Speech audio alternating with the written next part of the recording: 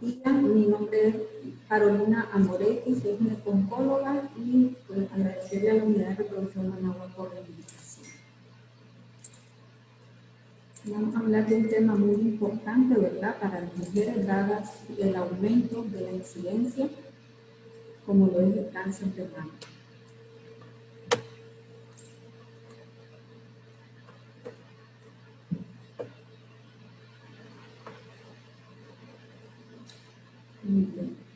El cáncer de mama es un cáncer que afecta, ¿verdad?, principalmente a las mujeres. El 99% de todos los cánceres de mama son en mujeres y un 1% de los cánceres de mama se presenta en hombres.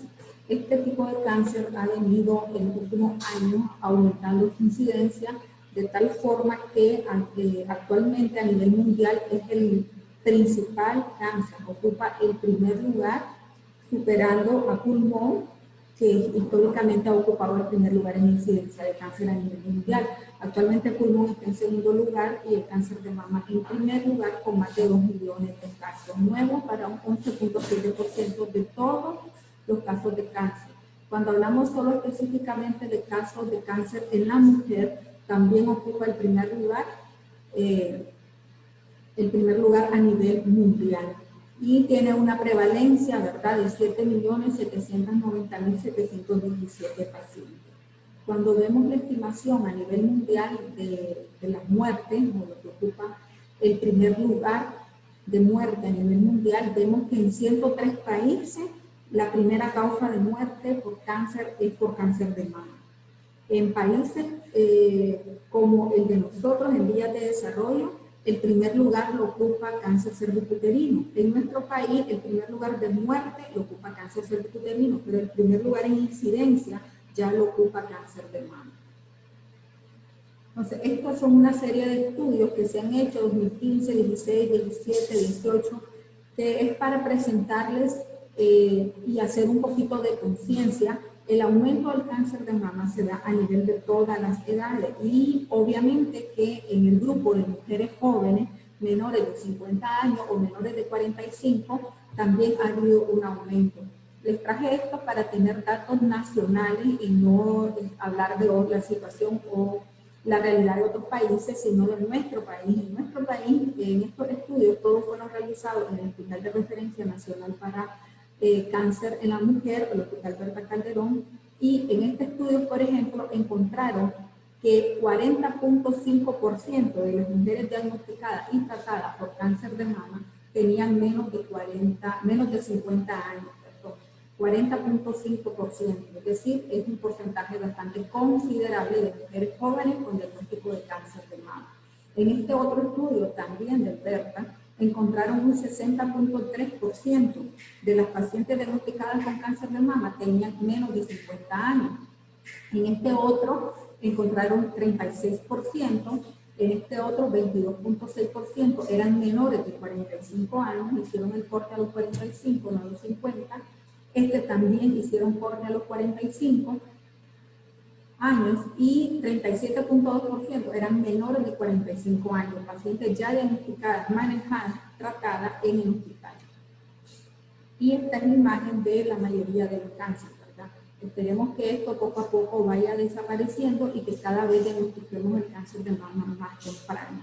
Para esto, pues, es una tarea de todos, no solo de nosotros los oncólogos, una tarea tanto de la población en general, que hay que informarla, como de los médicos, desde los médicos generales, médicos especialistas, ¿verdad? Porque son a donde llegan por primera vez la paciente. Ya cuando el paciente la ve su especialista en oncología, ya ha pasado, ¿verdad?, por otros médicos. Entonces, estos otros médicos que son el primer contacto son los que deben de tener el conocimiento para investigar y diagnosticar el cáncer.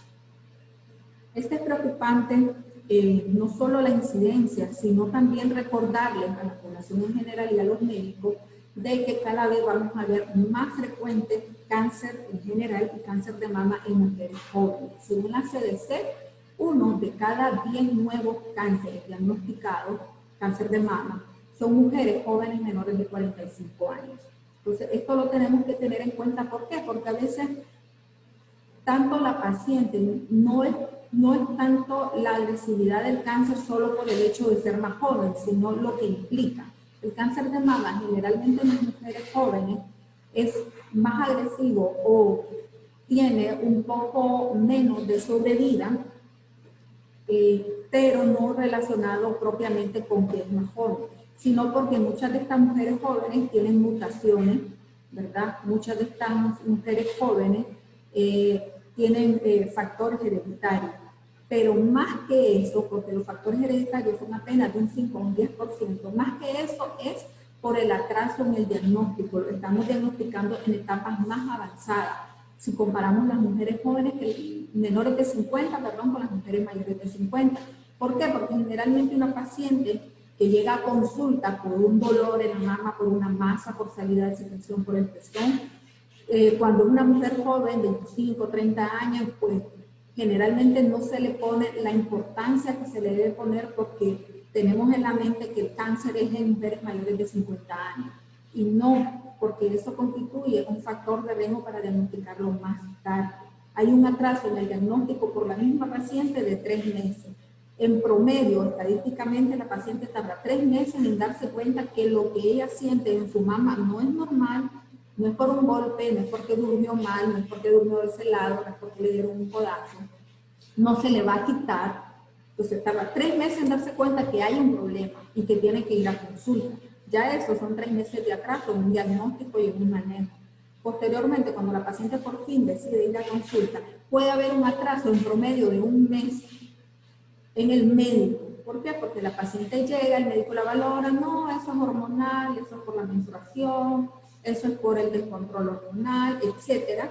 Le dan antiinflamatorio y la manda a casa y hasta que la paciente regresa, porque el antiinflamatorio no le quitó lo que ella se palpa, se toca en la mama. Entonces hasta ese momento el médico decide mandarle un estudio de imagen y ahí se da cuenta que la paciente tiene una masa y hay que biopsiarla. Entonces ese atraso desde el médico es más o menos 1 mes y eso ocurre porque siempre asociamos cáncer de mama a mujeres mayores de 50 años y nunca pensamos que una mujer joven también puede tener el cáncer. Entonces, en promedio, el atraso puede llegar a ser hasta de 7.8 meses. Y estamos hablando que dependiendo del índice de proliferación de las células del cáncer, esta paciente, a como puede no avanzar el cáncer en 7 meses, en 8 meses, puede progresar. Y por eso diagnosticarlo en una etapa más tardía.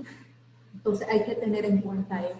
Tenemos que conocer y darle a conocer a la población en general los factores de riesgo que son bien difundidos en internet, ¿verdad?, para cáncer de mama, pero tenemos que tener en cuenta que según los estudios de las pacientes ya diagnosticadas con cáncer, cuando se evalúa retrospectivamente los factores de riesgo que tienen estas mujeres, se encuentra que más del 50%, más de la mitad de las pacientes que ya fueron diagnosticadas con cáncer no tenían ni un solo factor de riesgo. Y eso lo vemos en la consulta. Vemos que la mayoría de las pacientes que diagnosticamos de cáncer de mama no son pacientes obesas, más de la mitad no son pacientes obesas, no toman licor, no fuman, tuvieron su hijo antes de los 35 años, le dieron lactancia, no van a un gimnasio pero hacen ejercicio en casa, muchas de ellas son mujeres del campo que trabajan en el campo y eso se considera un ejercicio físico. Son pacientes que no tienen problemas de obesidad, no tienen antecedentes, no han consumido ningún tipo de hormonas y a pesar de todo eso tienen un cáncer de mama. Entonces, es bueno conocer los factores de riesgo porque hay factores de riesgo que son modificables, entonces hay que conocerlos para poder disminuir nuestros riesgos, pero tomemos en cuenta que si nos llega una paciente a consulta, si no tiene factores de riesgo, igual la tenemos que investigar, porque la mayoría, la mitad de las pacientes con cáncer no tienen factores de riesgo. Entonces, el hecho de que una paciente no tenga factor de riesgo no descarta la posibilidad de que pueda desarrollar un cáncer, porque el mayor factor de riesgo es que sea mujer. Recordemos que el 99% de los cánceres son en mujeres y solo un 1% en varones. Entonces, solo por el hecho de ser mujer ya tenemos riesgo de desarrollar un cáncer de mama. Entonces, los factores de riesgo pueden ser modificables o no modificables. Los no modificables son en los que nosotros como médico y la paciente no puede intervenir, no puede cambiar ese factor. Por ejemplo, los factores reproductivos, si una paciente nunca pudo tener bebés, ¿verdad? Eso no se puede modificar, no podemos retroceder el tiempo, no podemos decirle embarácese antes o vaya a una clínica de fertilidad para que le ayuden. Factores hereditarios, como algunas mutaciones de algunos genes, nosotros, pues, el paciente no hay algo que pueda tomar o hacer para evitar tener esa mutación en el gen. Patologías benignas, la densidad mamaria, esos son factores no modificables. ¿Qué factores son modificables? El estilo de vida, nos referimos a estilo de vida saludable, la dieta, el ejercicio, control del peso, ¿verdad? Control de nuestras emociones y pensamientos negativos, etc. Y la terapia de reemplazo hormonal o la exposición a la radiación, que sí son modificables. Entonces, esta es una lista de factores, de riesgo según el riesgo relativo. Entonces, el mayor factor de riesgo que hay, además del hecho de ser mujer, es la edad, ¿verdad? Hay un mayor riesgo, tiene un riesgo más de 4 veces de padecer cáncer de mama, de ser menor de 65 años o mayor de 65 años, aunque cada vez vemos una incidencia aún mayor en mujeres jóvenes. La hiperplasia atípica, también confirmada por Diosa, aumenta el riesgo más de 4 veces. Algunas patologías, carcinoma lobular in situ, las mamas mamográficamente densas, que ahorita vamos a explicar eso, los antecedentes personales de cáncer de mama en inicio temprano, tener 2 o más familiares de primer grado con cáncer de mama. También tenemos un riesgo de 2.1 hasta 4 veces cuando nuestros niveles de estrógeno son altos, ¿verdad? Cuando hemos recibido alta dosis de radiación, paciente o con un pariente de primer grado con cáncer de mama, y otros factores de riesgo como el alcohol, la herencia judía askenazi, exposición a estrógeno, la menarca temprana, nivel socioeconómico alto, etc. Ahorita lo vamos a ver. Entonces, como les comentaba, el hecho de ser mujer, ¿verdad? Y la edad son 2 factores de riesgo importantes, pero también tenemos otros. Por ejemplo, el antecedente familiar.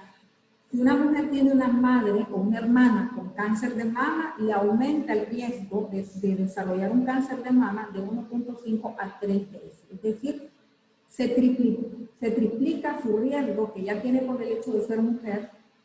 El riesgo se triplica si tiene antecedentes en la familia de su madre o una hermana con cáncer de mama.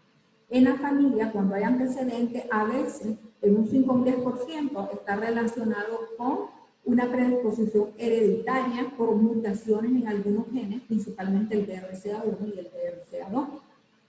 Entonces, hablando de la predisposición hereditaria, recordemos, solo un 5 a un 10% de las pacientes lo tienen. Puede ser la principal mutación, que es la mutación del BRCA1 y BRCA2, que son genes reparadores de ADN.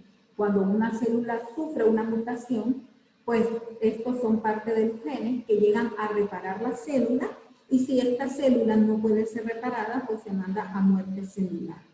Son los mecanismos de defensa de nuestro cuerpo. Recordemos, nosotros tenemos células para cáncer que están inactivas, y en la mayoría de los pacientes, de las personas, pues nunca se desarrolla un cáncer porque no se activan estos genes. Y también tenemos genes reparadores y tenemos células antitumorales en nuestro sistema inmune. Entonces, la mutación del BRCA1 en la población general es de 1 en 1500. Y también podemos encontrar otras mutaciones como en el gen del TP53 y el TT. En un metaanálisis de 10 estudios, el riesgo acumulativo para desarrollar cáncer de mama hasta los 70 años es del 57% y 40% para el BRCA2. Hay más de 700 mutaciones en el BRCA1 y más de 300 en el BRCA2, que son diferentes tipos de mutaciones. El BRCA1, la paciente con una mutación en el gen BRCA1 tiene una mayor incidencia de cáncer de mama triple negativo o basales. Son tumores que probablemente sean más grandes, son tumores con mayor índice de proliferación celular, y generalmente cuando se diagnostican son grados de diferenciación 3. Entonces, en pacientes que nosotros tenemos y diagnosticamos un cáncer de mama en una paciente joven y que además es un cáncer de mama triple negativo y es un cáncer grado de diferenciación 3, tenemos que sospechar que ahí hay una mutación del BRCA. Otro factor de riesgo, ¿verdad? Es en la población judío-ashkenazi, si tenemos un antecedente, un ancestro. ¿Por qué? Porque en esta población la frecuencia de mutaciones del BRCA es de 1 en 40, comparado con la población general que es de 1 en 1500. Entonces, como vemos, es más frecuente. En este grupo específico de población es más frecuente encontrar mutaciones del BRCA, por lo tanto, es un factor de riesgo pertenecer a este grupo. Otro factor de riesgo que se ha mencionado mucho, la terapia de reemplazo hormonal, según el estudio, ¿verdad?, del 1.000.000 de mujeres del Reino Unido, el uso de la terapia de reemplazo hormonal aumenta el riesgo, un riesgo relativo de desarrollar cáncer de mama de 1.66 y de morir por cáncer de mama de 1.22. Como vemos, pues no es tan alto como otros factores de riesgo, pero sí, pues se demostró que sí hay cierto aumento en el riesgo. Ahora bien, con respecto a la dieta, se ha relacionado la dieta rica en grasa con el aumento del riesgo de cáncer de mama. Un metaanálisis que analizó 8 estudios epidemiológicos prospectivos no logró identificar una asociación entre la ingesta de grasa y el riesgo de cáncer de mama en mujeres adultas en países desarrollados. Pero sí se han encontrado que los niveles no estables de glucosa y los picos que podamos hacer de insulina sí están relacionados con un estado proinflamatorio que es necesario para cáncer y la activación también de otros procesos pro-mutaciones o pro-tumor. Entonces, están investigando mucho sobre esto. Aquí les pongo un ejemplo de un estudio que se hizo del efecto antitumoral de la metformina en el cáncer de próstata, donde la metformina, que se utiliza, ¿verdad?, para mantener niveles estables de glucosa y evitar los picos de insulina, ha demostrado un impacto positivo en la clínica del cáncer, ya que contribuye a la sensibilización de la quimio y radioterapia, la reversión del progreso del tumor, la disminución de la aparición de metástasis y la reducción de mortalidad por cáncer. Es decir, en español, en este grupo de pacientes con cáncer de próstata tenían prediabetes. O sea, sí, obviamente de que en una persona que no es diabética, una persona que no sea diabética puede tener picos de insulina y no darse cuenta. Y eso ya es un factor de riesgo. Por eso es muy importante que uno, sea o no sea diabético, tenga una dieta restringida en carbohidratos. Y no vamos a disminuir la cantidad, vamos a mejorar la calidad de carbohidratos que consumimos. De ahí la importancia de la nutrición, ¿verdad? Pero este estudio se está haciendo en ya pacientes que ya tienen una prediabetes, ¿verdad?, para demostrar de que en los pacientes prediabetes no basta solo con la dieta.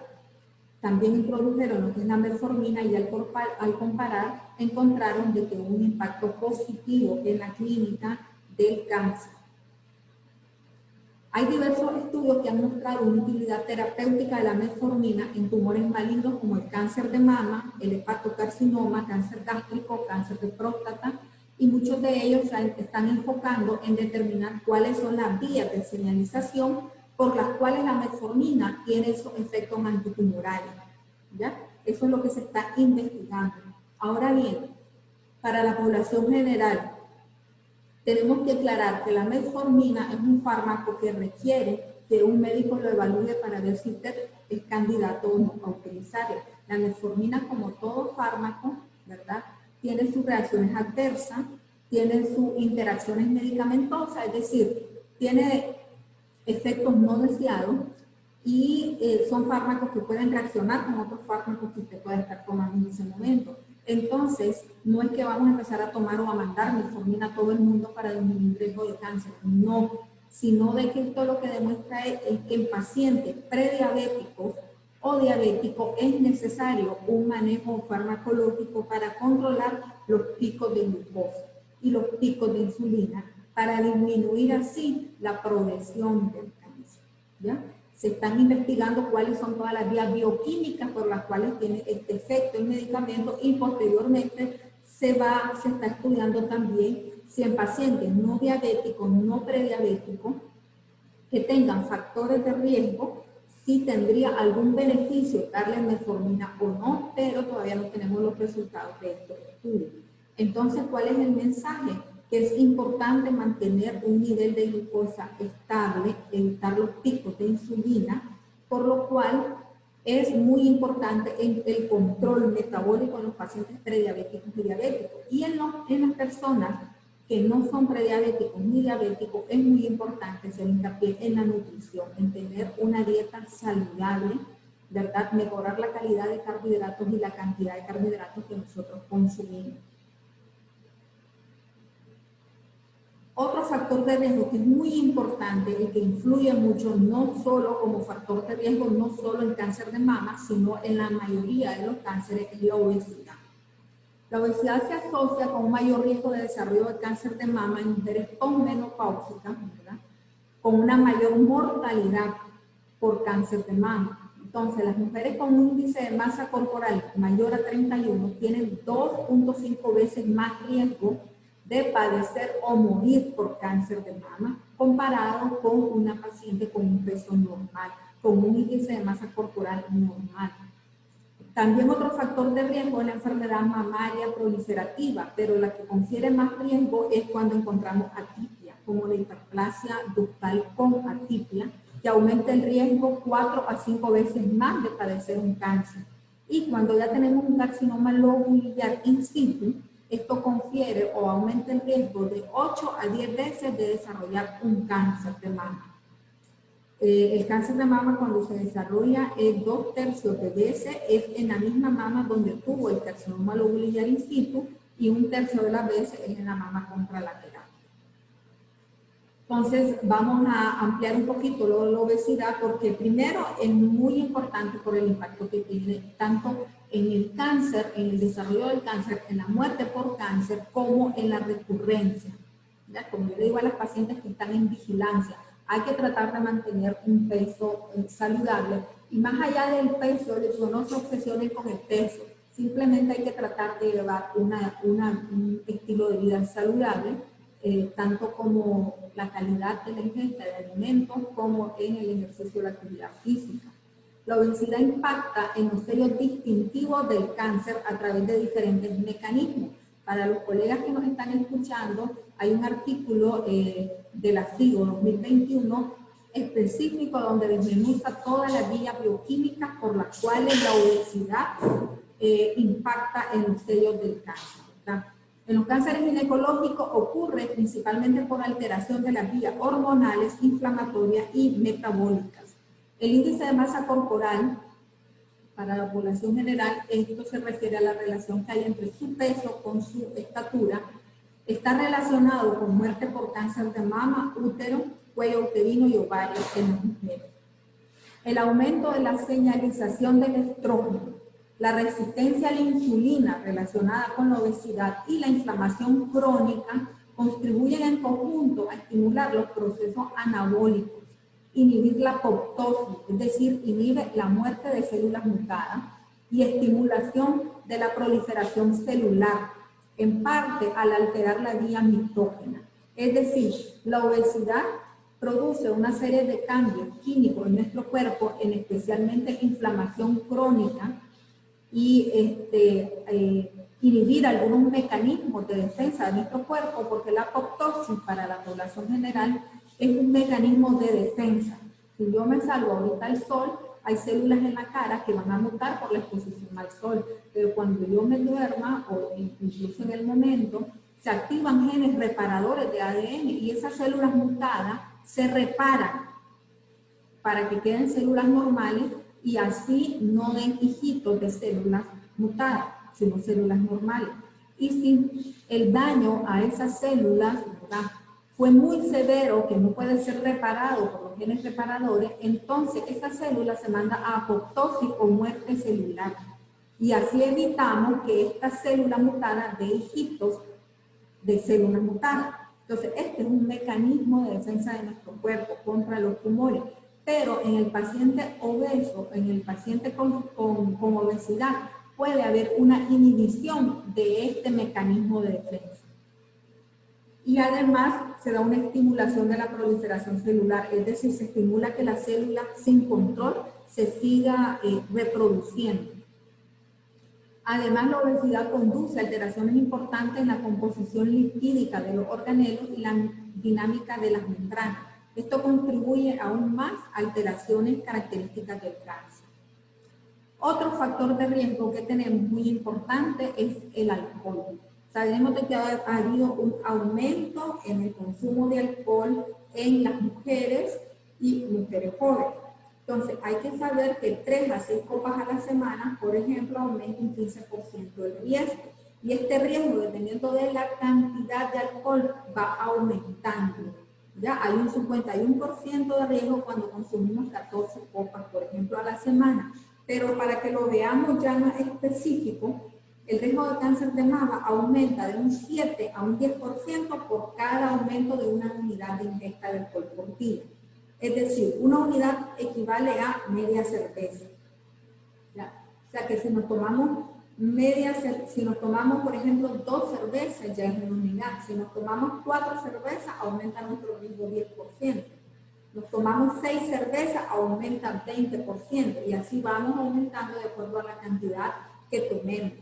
Si es sidra al 4%, por ejemplo, o 25 ml de bebidas al 40%, como lo son los whisky, creo que el ron, hay un ron que tiene 40% concentración de alcohol, entonces el riesgo, eso se considera una unidad y va aumentando el riesgo de 10% en 10%. Un vaso pequeño de vino de 125 ml se considera 1.5 unidades. ¿Ya? Y no es de que vamos a decir, bueno, solo voy a beberme media unidad por día, la voy a acumular y al final de la semana, pues son 7 días por media cerveza, pues me puedo beber 3 cervezas y media sin aumentar mucho mi riesgo. No, porque también depende de cuánto comemos por semana. Las mujeres, en este estudio que hicieron unas enfermeras, las mujeres que consumían de 4 a 9 unidades, ¿ya? Que pueden ser de 2 a 4 cervezas, si hablamos de cerveza, tenían un 15% más de probabilidad de desarrollar cáncer de mama en comparación con las que nunca bebían. Las mujeres con la mayor ingesta de alcohol, es decir, 27 unidades por semana, que son más o menos 13, 14 cervezas, usted se debe 13, 14 cervezas a la semana, aumenta el riesgo de un 51%. Más la posibilidad de desarrollar un cáncer de mama en comparación con las que no toman licor.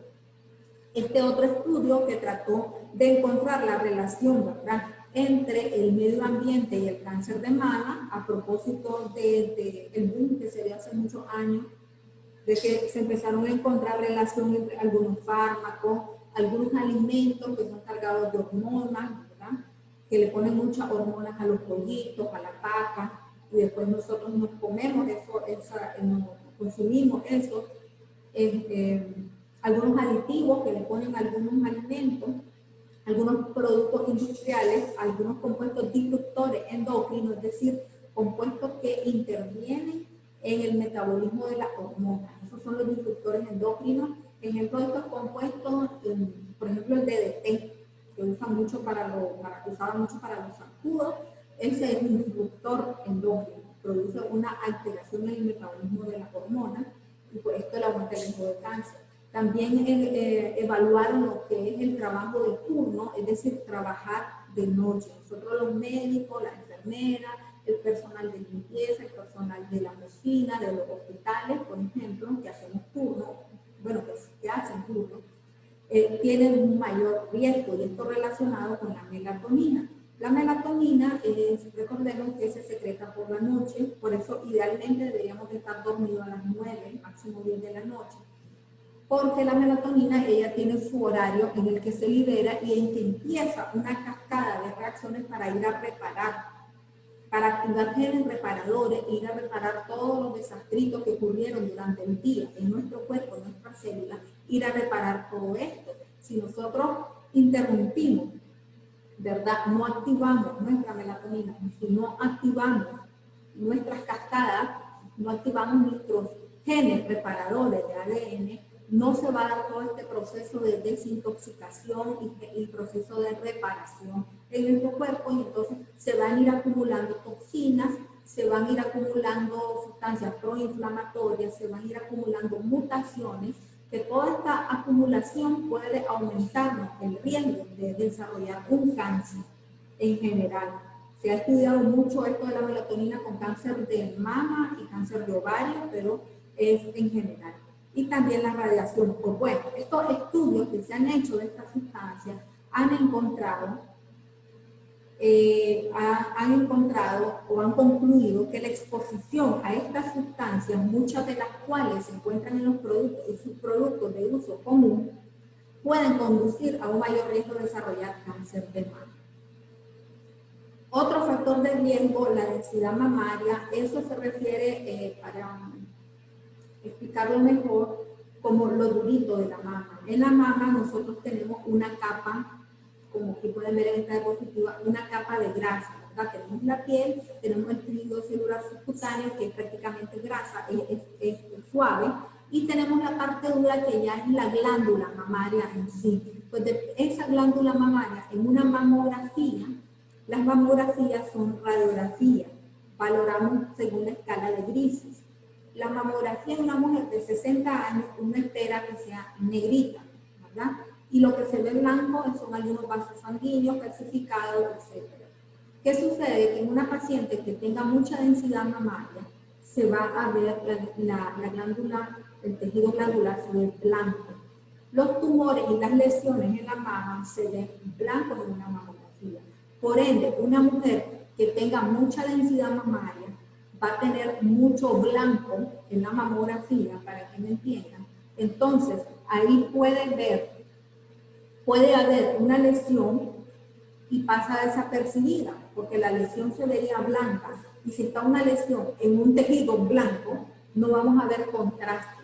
Entonces, obviamente que la densidad mamaria influye en el diagnóstico de las lesiones en la mama, y hay 42 estudios de densidad mamaria que los analizaron y determinaron que el riesgo del cáncer de mama para mujeres con 70% más de densidad fue 4.64 veces mayor, casi 5 veces más riesgo mientras más densa sea la mama en comparación con una densidad menor del 5%. También la densidad ósea. ¿Por qué? Porque recordemos que la densidad mamaria y la densidad ósea depende mucho de los niveles de estrógeno que nosotros tengamos. Y recordemos que el nivel de estrógeno influye en el riesgo, como se trata de cáncer de mama. No solo los niveles hormonales endógenos que nosotros podamos introducir, sino lo que nosotros mismos producimos, el nivel endógeno. Entonces habla de una densidad mamaria y la densidad ósea es una forma indirecta de evaluar los niveles de estrógeno que tenemos. Esta tabla, que está en el de Vita, habla sobre algunas pacientes que nosotros necesitamos hacer una evaluación más exhaustiva y darle o enviarla a lo que es la consejería genética, porque son pacientes candidatas a consejería genética y candidatas a hacer pruebas de mutación del BRCA. Por ejemplo, no es que a todo el mundo le vamos a hacer BRCA, no. Tiene que tener cierto criterio y debe haber una consejería genética previa. Tenemos que mandarla. Las que cumplan criterios de riesgo para mutación, nosotros la tenemos que mandar con el genetista para que le dé consejería genética y posteriormente se le haga la prueba. Entonces, algunas de estas pacientes en las que tenemos que sospechar que pueda haber una mutación genética son pacientes con diagnóstico de cáncer de mama in situ o invasor, ¿verdad?, que tengan alguno de los siguientes criterios. Por ejemplo, si fue diagnosticado el cáncer muy joven, si es un cáncer triple negativo, diagnosticado a una mujer joven o menor de 60 años, perdón, una mujer a cualquier edad que tenga evidencia en la familia, que tenga familiares de primer grado a tercer grado de mutación. Y esto lo sospechamos cuando hay más de un pariente cercano con cáncer de mama diagnosticado antes de los 50 años. También algún familiar diagnosticado con cáncer de ovario o 2 o más familiares, ¿verdad?, diagnosticados con cáncer de mama, cáncer de páncreas o cáncer de próstata, ¿ya? También cuando tenemos el antecedente o tenemos ancestros judíos ashkenazí, por lo que ya comentábamos, de un mayor riesgo o frecuencia de mutaciones, o cuando tenemos antecedentes en la familia de algún hombre que tuvo cáncer de mama. También debemos de mandar a consejo genético a pacientes con familiares cercanos que tengan, por ejemplo, 2 o más pacientes, 2 o más familiares menores de 50 años o 50 años o menos, con diferentes tipos de cáncer. Historias de diferentes tipos de cánceres que pueden estar relacionados en la familia. Cáncer de mama, cáncer de próstata, ¿verdad?, melanoma, sarcoma, de la glándula suprarrenal, cáncer de cerebro, leucemia, cáncer gástrico, cáncer de colon, cáncer de endometrio, tiroides, pulmón, manifestaciones dermatológicas, ¿verdad?, macrocefalias en la familia o amatomas, pólipos del sistema gastrointestinal. Entonces, cuando preguntamos antecedentes, no solo es importante el antecedente de cáncer de mama, también de otros tipos de cánceres. Y muy importante es que le preguntamos, no vamos a decir, ¿tiene antecedentes de cáncer en su familia? No, le vamos a preguntar, ¿alguien en su familia, por parte de su mamá o de su papá, ha tenido cáncer de mama? Si les dice que sí, tienen que preguntar, ¿a qué edad fue diagnosticada esa persona? ¿Ha tenido cáncer de próstata? ¿Ha habido algún varón con cáncer de mama? ¿Ha habido alguien con algún melanoma, cáncer en el cerebro, en el riñón? Es decir, tenemos que sacarle la información con cuchara, porque muchas veces las pacientes dicen no, porque ellas entienden que preguntamos antecedentes de cáncer de mama, pero si ya le vamos mencionando cada cáncer, no podemos obtener más información que la paciente hubiera omitido si no hacemos preguntas más dirigidas. Y en esta tabla pues se ven lo que ya comentábamos en la tabla hace 3-4 diapositivas sobre el riesgo relativo, que el mayor riesgo obviamente lo va a tener las mutaciones o el antecedente de hiperplasia con atipia o el carcinoma lobulillar en situ. Pero tenemos otros con riesgo alto como la edad, ¿verdad? Edad del primer nacimiento, no solo el hecho de haber quedado embarazada antes de los 35 años como factor protector, sino que ese embarazo haya llegado a término y haya nacido el bebé. Entonces, un nacimiento del primer hijo nacido más allá de los 35 años es un factor de riesgo. La densidad mamaria es un factor de riesgo.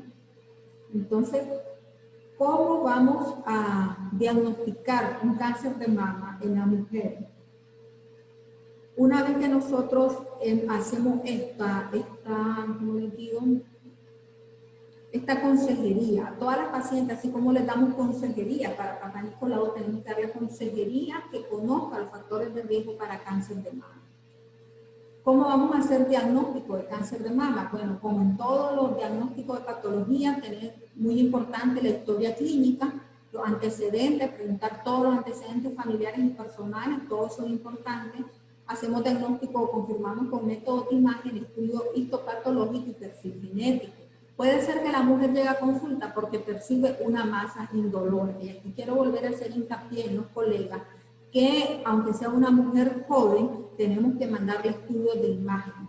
No asumir que es cualquier otra cosa menos cáncer, porque ya vemos cómo está aumentando la incidencia del cáncer de mama en mujeres jóvenes. Puede ser también que la mujer llegó por otro motivo, revisamos, en la primera vez siempre hacemos una historia clínica completa, revisamos a la paciente y de casualidad encontramos una lesión en la mama. Por eso tenemos que acostumbrarnos, educar a nuestros deditos a tocar mama para poder detectar lesiones, ¿verdad? Muchas pacientes que me refieren son referidas por médicos internistas o por cardiólogos, que a la hora de acostarlas para hacerles el electro, cuando le hacen el ecocardiograma, notan al tocar un bultito o un tumor, una lesión que tal vez ni siquiera la misma paciente lo había notado. Entonces, de ahí es muy importante que siempre seamos lo más integral posible y en la primera consulta revisemos bien a nuestra paciente de pie a cabeza. Ok, entonces rara vez la paciente tiene un ganglio axilar sospechoso sin evidencia de lesión en la mama, pero puede ser, así que tenemos que revisar mama y axila. Algunos síntomas o signos sospechosos de cáncer de mama, para que lo conozca la población en general, enrojecimiento, ¿verdad?, de la mama, una hinchazón. Ya sabemos que una mama es más grande que la otra, pero nosotros ya no conocemos nuestras mamas y si notamos que una de ellas ha aumentado de tamaño, está inflamada, hay que ir a consulta. Dolor y picazón en la mama, hay que ir a consulta. Pueden haber ganglios inflamados a nivel de la axila o aquí supraclavicular o en el cuello, hay que ir a consulta. Engrosamiento de la piel o piel de naranja, hay que ir a consulta. Ojo, que estos signos, si ustedes tienen uno de estos signos, no significa que tiene cáncer de mama. Hay otras enfermedades que pueden causar esto. Por ejemplo, el enrojecimiento de la mama y que se inflame y se ponga piel de naranja puede ser una mastitis, no necesariamente ser un cáncer. Pero tenemos que tomar en cuenta que estos signos nos obligan a estudiar a la paciente hasta llegar a un diagnóstico, ¿ya? Porque yo tengo que descartar que esto no sea un cáncer. ¿Por qué les digo esto? Porque a veces la paciente, especialmente si es joven, seguimos con la paciente joven que no piensa en cáncer, puede llegar con la mama rojita, inflamada, y no le mandan ningún estudio. Ah, es joven, está rojita, inflamada, es una mastitis. Y ya le mandan tratamiento para mastitis, sin mandarle un ultrasonido, sin verificar que no haya otro tipo de lesión. Entonces, ahí es donde se cometen los errores. Entonces, para que no se asusten las mujeres, si tienen algún dato de esto, no es que si tienen algo de esto, ya tienen un cáncer. No, sino que dentro de la lista de posibilidades diagnósticas, que la mayoría son benignas, existe la posibilidad de que pueda ser un cáncer. Entonces, estamos obligados a estudiar y comprobar la causa de ese signo o de ese síntoma. Entonces, de un 30 a un 40% de las lesiones que se creen malignas, que nos asustamos y decimos, ay, parece un cáncer. Un 40% de esas, cuando ya las estudiamos y le hacemos estudio de imagen y le hacemos biopsia, no era cáncer, gracias a Dios. Pero hay un 15 o un 20% de lesiones que nosotros clínicamente decimos, ah, no, eso no es nada, eso no es cáncer. Y realmente sí hay un cáncer. Entonces, ¿cuál es la moraleja de esto? Toda lesión en la mama se tiene que estudiar. Y uno de los métodos de estudio es la imagen. Aquí tenemos lo que son la mamografía. La mamografía es el método de screening por excelencia. Sin embargo, en las mujeres jóvenes, menores de 40 años, lo primero que mandamos es un ultrasonido, por lo que él explicaba de la densidad mamaria. Que como una mujer joven, toda la mama tiene tejido glandular mamario y se va a ver blanca, como en esta imagen. Entonces, ahí puede haber una lesión. Miren, esta es una lesión, esta es una lesión. Como ustedes ven, esta es otra lesión que se llama microcalcificaciones. Si ustedes ven, las lesiones se ven blancas. Entonces, en una mama como esta, por ejemplo, que tiene bastante tejido, aquí puede haber una lesión, pero como es blanca, dentro de un tejido blanco, no se va a distinguir. De ahí la importancia en que las mujeres jóvenes hay que hacer un ultrasonido. Ahora, en las mujeres mayores, desde el 2013, es obligatorio complementar la mamografía con un ultrasonido, porque hay mujeres de 50 a 60 años que esperaríamos una mama grasa y no, tienen una mama como de una mujer de 30, totalmente densa. Entonces, toda mamografía debe de complementarse con un ultrasonido, porque los dos estudios se complementan. Y si es una mujer joven, es al revés, primero se le hace el ultrasonido y si hay sospecha por ultrasonido, se le hace la mamografía. Otro método de imagen, el ultrasonido que les comentaba, que siempre va a complementar la mamografía, y una vez que nos dimos cuenta que hay una lesión en la mama, ya sea por mamografía o por ultrasonido, dependiendo del tamaño de la lesión y del tipo de la lesión, va a ser la biopsia. La biopsia idealmente tiene que ser histológica, tenemos que tomar una muestra del tejido por una biopsia por aguja gruesa, de preferencia guiada por ultrasonido para estar seguros de que entramos en la lesión. Y para los colegas, aunque tengamos un tumor grande, que decimos, no hombre, yo eso sin guía, ya ni que fuera, si ahí está la gran masa, sí, pero mientras más grande la masa, más posibilidades de tener área de necrosis, ¿verdad? Entonces, a veces podemos entrar, y si entramos a ciegas, entramos en la masa, pero entramos en el área de necrosis, entonces la biopsia no va a ver nada el patólogo y no nos va a reportar cáncer, siendo un cáncer. Entonces, de ahí la importancia de que independientemente del tamaño, lo ideal es hacerla guiada por ultrasonido, aunque sea grande, aunque sea palpable. Sabemos que en algunas instituciones públicas, por la cantidad de pacientes, no es posible acompañar todas las biopsias guiadas por ultrasonido. Entonces, ahí se van a priorizar de guiar por ultrasonido las masas que son difíciles de palpar o que son muy pequeños.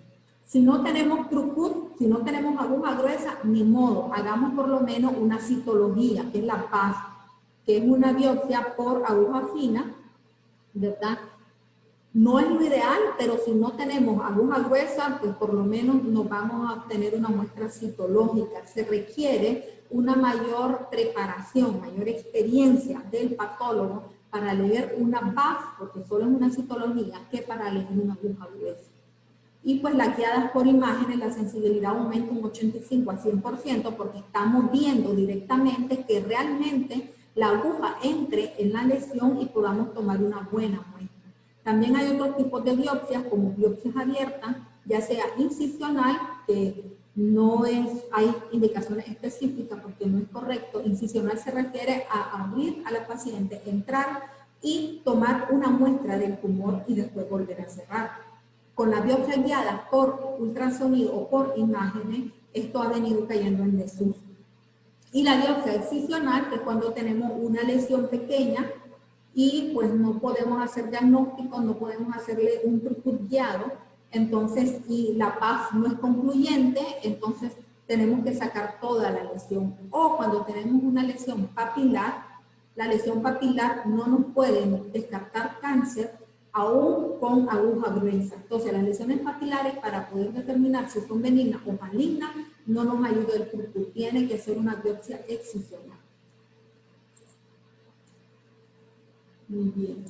Una vez que tenemos la confirmación histológica de que hay un cáncer, a ese tejido hay que hacerle inmunohistoquímica, que es para ver si tiene receptores para estrógenos, para progesterona, es decir, si ese cáncer se alimenta de hormonas, si ese cáncer se debe a una mutación de un gen que se llama HER2, si es una alteración en la proteína P53, cuánto es el índice de proliferación o la velocidad con la que se reproduce esa célula, que es el Ki-67, porque todo esto nos ayuda a individualizar el tratamiento y no darle lo mismo a todas, no darle tratamiento innecesario a una ni quedarnos muy cortitos con otra. Entonces esto nos ayuda a individualizar el manejo, a tener ideas del pronóstico y a dar un tratamiento más individualizado y más inclusivo. ¿Qué opciones de tratamiento hay para el cáncer? Bueno, antes de esto tenemos que tomar en cuenta el tamaño del tumor, la localización, si es un solo tumor en la mama o son varios tumores, si hay varios tumores en un mismo cuadrante de la mama o hay en diferentes cuadrantes, cuál es el deseo de la paciente, si la paciente quiere tener bebé, si no quiere tener bebé, porque recordamos que hay diferentes tipos de tratamiento y hay tratamientos que pueden influir en la fertilidad de una paciente. Entonces, también tenemos que tomar en cuenta eso porque en los últimos años vemos que las mujeres priorizamos nuestra profesión, priorizamos otras cosas y vamos atrasando la maternidad. Entonces, podemos encontrar mujeres de 30 años con un cáncer de mama y que no tienen hijos y desean tener hijos.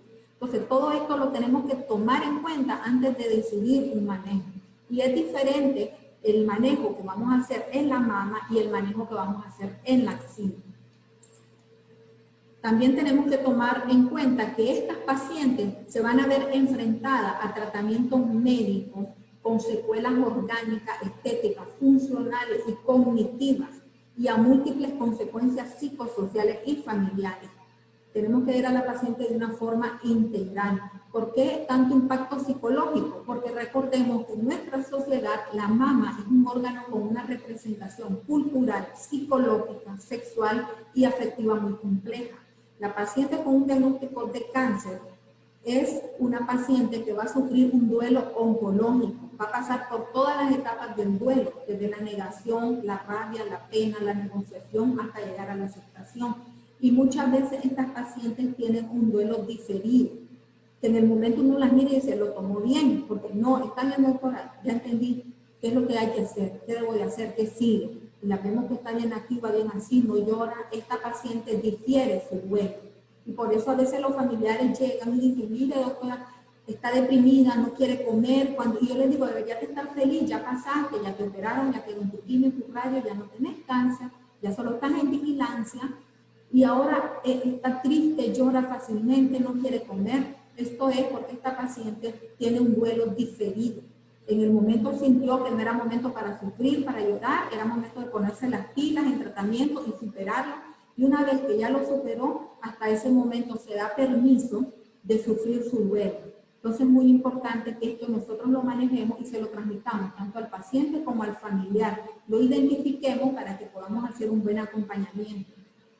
El esquema de intervención psico-oncológica cubre cada una de las etapas de la enfermedad que cursa la paciente y su familia. Muy importante, como hemos visto hasta el momento, la valoración nutricional por un nutricionista y la valoración por psicología. Y el psicólogo es el que va a determinar qué pacientes van a necesitar una valoración y un manejo psiquiátrico y qué pacientes solo manejo psicológico. Entonces, una vez que nosotros ya tomamos en cuenta todo este contexto, es que vamos a valorar, de acuerdo a todo esto, ¿verdad? No solo el tipo, la etapa del cáncer, la histopatología, la inmunohistoquímica, el estado psicológico, todo eso, vamos a valorar el manejo de la mama. Podemos hacer una cirugía conservadora de mama, que significa que vamos a quitar el tumor con tejido sano alrededor y vamos a conservar la mama, o si es candidata a una mastectomía radical. La tendencia actual es a conservar el órgano, conservar la mama, y por eso tenemos muchas opciones. Y el manejo de la axila, que hay criterios para hacer ganglio centinela, ¿verdad?, en axila, y así no hacer vaciamiento radical de la axila porque está asociado a morbilidad. Cuando quitamos sobre el tumor hay que tener mucho cuidado de marcar los márgenes, y no solo cuando ya tenemos un diagnóstico de cáncer. A veces tenemos sospecha de cáncer, no lo hemos confirmado, entonces es muy importante, si esta es la lesión, quitar tejido sano alrededor y con un hilo, que puede ser una seda, marcar los márgenes para que el patólogo no pueda decir si todos los márgenes están libres.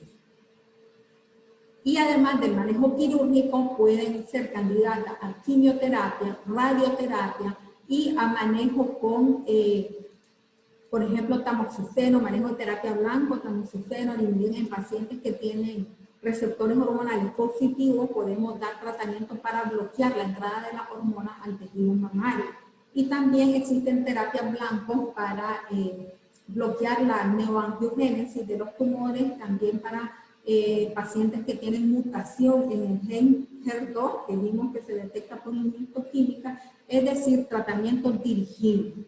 ¿Ya? Entonces, nuestra paciente, nosotros tenemos que darle, empoderarla como, dándole información. Mientras más información tenga la paciente de su enfermedad, del manejo, más control va a sentir que tiene de su vida, porque la población en general no tiene mucho conocimiento sobre el cáncer y tiene muchos mitos. El mito más difundido es cáncer-muerte. Apenas escuchan la palabra cáncer, ya piensan que me voy a morir. Entonces hay que darle toda la información en palabras sencillas, permitir que hagan preguntas, animarlas, ¿verdad? Animamos a las pacientes para que cuando estén en casa les surge una duda, anotarla, y cuando van a consulta llevarla, porque muchas veces tenemos 1000 dudas y cuando ya estamos ahí con el médico, por estrés, porque estamos nerviosas, ya no preguntamos nada, se nos olvida que era lo que teníamos duda. Entonces, muy importante, ¿verdad?, es estar constantemente dando información. Mientras más información tengamos, más poder tenemos de modificar conductas que puedan afectarnos. Entonces, esta era pues la charlita corta que teníamos para hoy. Para no hacerla muy larga, vamos a hablar en otra ocasión sobre profilaxis, sobre prevención, en otra ocasión para ampliar un poco más lo del estilo de vida saludable. Muchas gracias.